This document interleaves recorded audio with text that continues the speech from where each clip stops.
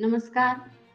श्री तुळजाभवानी मंदिर संस्थान तुळजापूर आस्थापनेवर कर्मचारी पूरग्रस्त नागरिकांना दिवाळीसाठी मदत. श्री तुळजाभवानी मंदिर संस्थान तुळजापूर आस्थापनेवरील सर्व अधिकारी कर्मचारी यांनी सामाजिक भावनेतून पूरग्रस्त भागातील बाधित नागरिकांची दिवाळी आनंदात पार पाडावी या भावनेतून छोटीशी मदत म्हणून 18 ऑक्टोबर रोजी हळदगाव तालुका कळंब या गावात शिधा किटचे वाटप केले.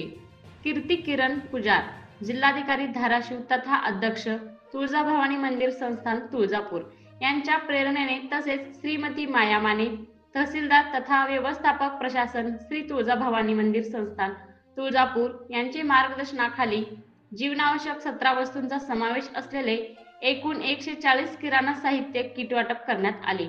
यामध्ये डाळी, साखर, रवा, गूळ, गोडे तेल, चहा पावडर, टूथपेस्ट, टूथब्रश, साबण, लाल तिखट व मसाले इत्यादी किराणा साहित्याचा समावेश आहे.